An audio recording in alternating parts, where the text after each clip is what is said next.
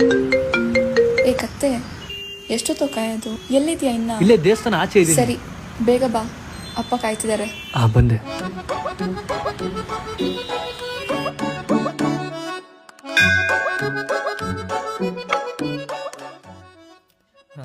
Hi sir, ನನ್ನ ಹೆಸರು ವರುಣ್ ಅಂತ.